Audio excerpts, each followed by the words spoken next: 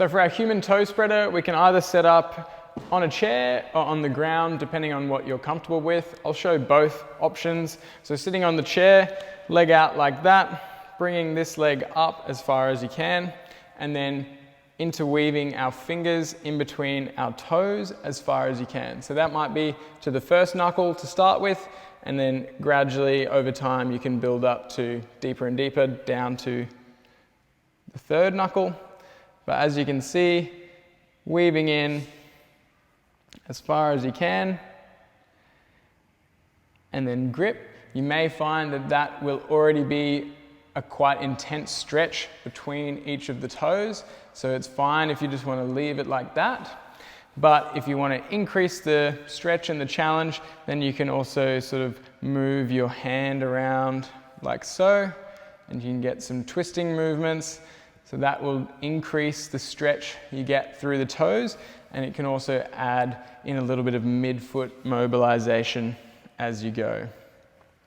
So you want to be working for a minute on each side of this.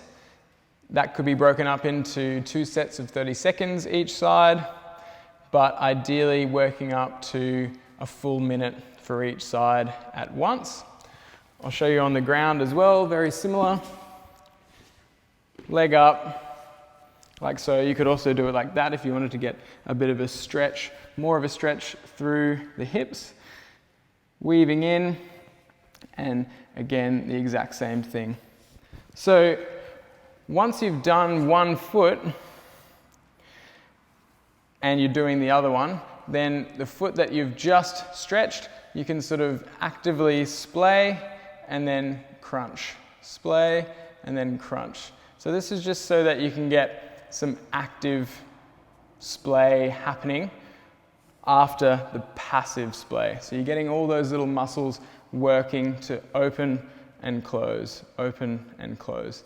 If you have trouble doing both of those at the same time, it's fine. You can just do your minute of each spreader and then finish off with some active toe splay and closing, like so.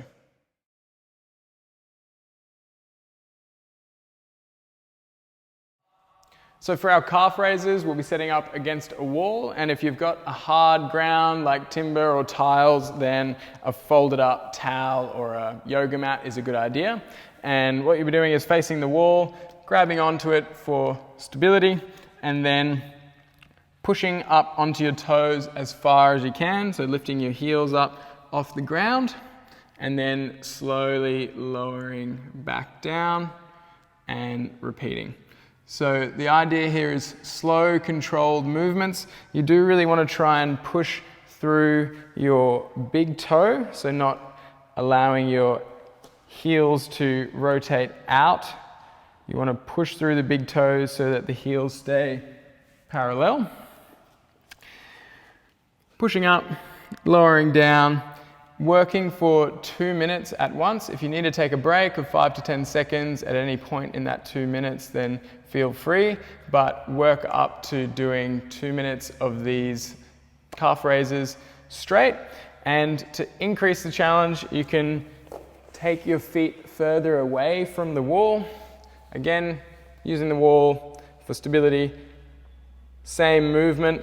The further you take your feet away from the wall, the more challenging it'll be for your strength and range of motion.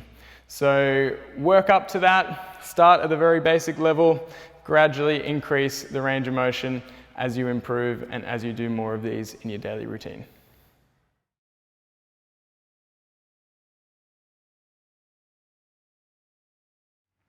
So for our seated hip rotations, we'll be setting up sitting on the ground with a nice wide stance with the feet, and also using our arms behind us to assist. This will just allow us to lean back more and give us more space through the hips.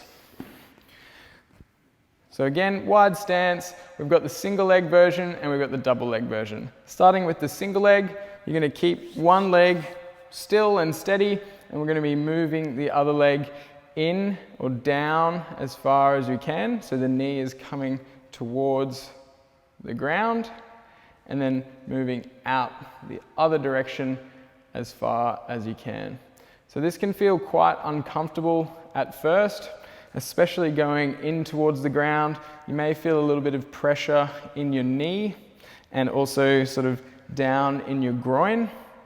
It's normal to feel that discomfort. You don't have to push through any pain. It's just exploring that range of motion and gradually increasing it over time. So with the single leg version, you'd be doing a minute on one leg and a minute on the other leg. If you want to break that up into 2 sets of 30 seconds on each leg, that's fine. Or for the double leg version, you can just do a full 2 minutes of both legs at the same time. So one's going out, and the other one's going in, and then swapping over.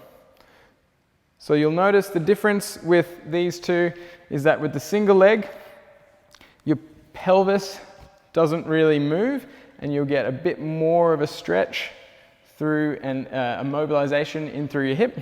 With the double leg, your pelvis does move, but you'll still get a nice mobilization through the hip. So whichever one you choose, work for 2 minutes total and gradually work on improving the range of motion as you improve and as you practice throughout these daily routines.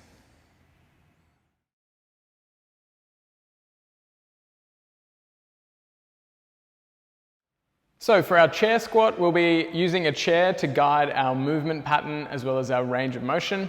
And you can just set up with any chair really, but the lower the better, because you can always add cushions or blocks on there to reduce your range of motion and then take those away as you improve. But set up with your chair and a wide stance, or about a shoulder width stance. Feet can turn out a little bit if needed. And then the movement is sitting back and down towards the chair, using your arms to counterbalance, like so.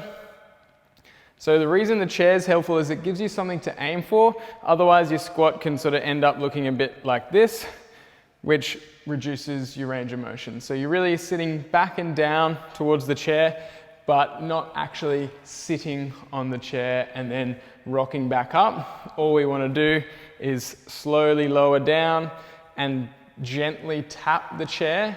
You can even pause there and then standing back up with control. So again, lowering down, tap the chair, stand back up.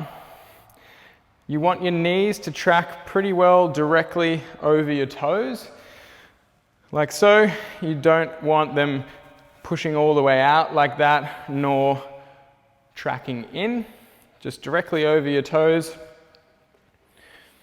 And you want to be working for 2 minutes straight. If you need to take a 5 or 10 second break at any point throughout that 2 minutes, then you can. But ideally it's slow, controlled reps for 2 minutes straight. If you're finding that it's too difficult, like I said, you can reduce the range of motion by adding cushions or blocks. Or if you're finding it's too easy, then you can increase the range of motion by finding a lower table, like a coffee table, or even just using cushions or blocks on the ground to then do the same thing, aiming to get lower and lower. So work at whatever level you're able to and gradually increase the challenge as you go and as you improve.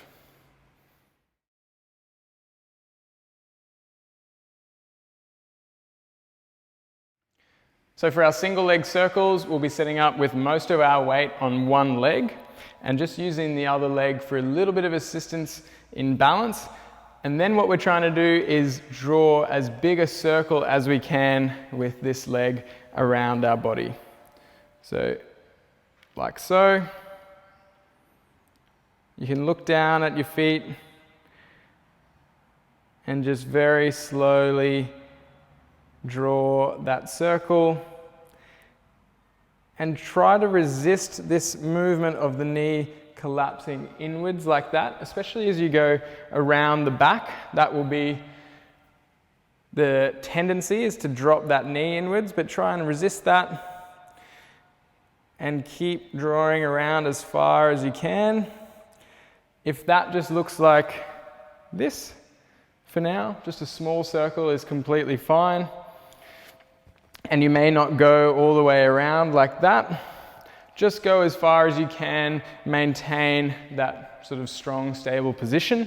And then once you do get as far as you can behind you, then you can reverse that and come back around in front.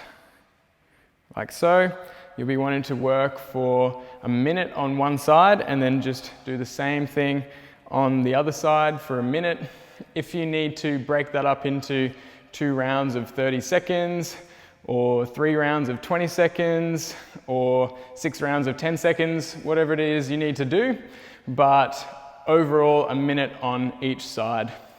You can also increase the challenge if you've got a soulmate or a beam or anything like that and you're up for an extra challenge, then you just do the exact same thing on that tool.